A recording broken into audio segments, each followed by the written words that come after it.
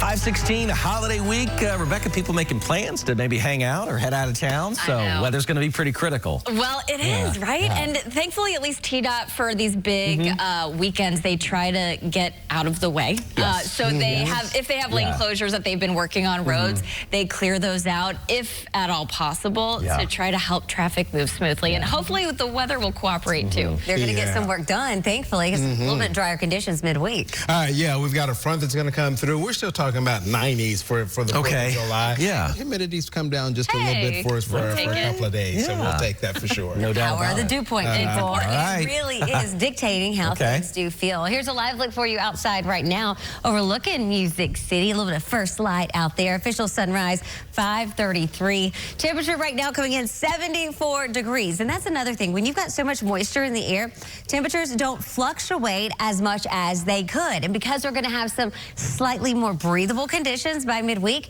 we'll be waking up into some 60s in locations. Right now over in Clarksville, y'all are coming in 73 to start off your morning. Notice the Power of 5 radars picking up on a few light showers. This thanks to a little boundary that we've got just to our north. You'll notice seeing that light shower activity over in parts of Russellville, moving its way eastward closer into Auburn. And then you get closer into land between the lakes. You had this one little cell that popped up, and I mean, it's already starting to weaken quite a bit. But we'll continue to keep in mind on that, especially as some of these are pretty slow to move, and to see if we do encounter any issues when it comes to that water collecting out on the roadways. Not right now, though. Things are looking good for us. Currently across the plateau, upper 60s, low 70s. We do have low to even upper 70s out there. With those dew points so high, you just don't get that large breath of fresh air to start off the mornings when it comes to relief. Our Weather Planner Plus helping you really understand how things are going to go hour by hour and also day to day. Today we'll have another chance for some pop-up showers and storms. A lot of these are going to be up along I-65 moving eastward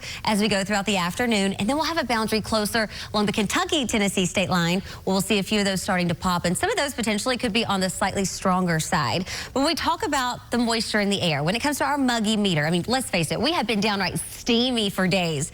Today, tomorrow, we're still muggy, but we're moving in that nice direction. And then as we make our way into Wednesday, it's still humid, but we're talking dew points that'll be in the 60s, which will be beneficial. That do stick around for Independence Day. You'll notice when it comes to the 4th of July, 3 o'clock, 94 degrees, but once we get a little bit more of that cooler air in place, it will be more of a comfortable evening, Leland, comparatively speaking to where we've been.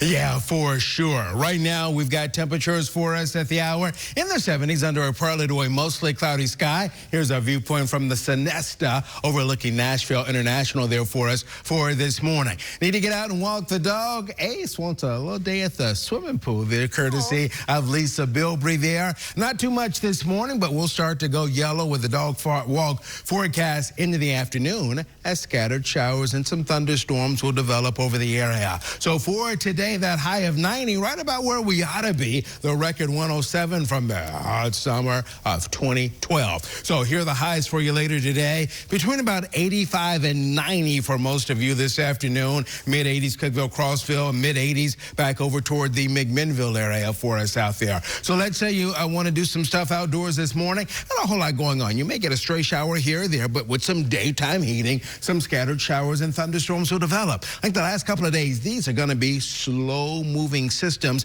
and so they will have some heavy rainfall rates, and in some areas could lead to some flash flooding, or at least some localized flash flooding. And then once the rain ends, that flood water will gradually pull on out of there. But as we go into the afternoon and evening, the scattered showers and storms. Now, some of these storms die down a little bit after sunset, but we'll hold on tonight to some scattered showers and storms as this system begins to move across the area. Then a little bit more coverage by tomorrow afternoon. Here comes the front moving across the Mid-South. Behind it, humidity levels come down just a little bit. So we'll say not as humid.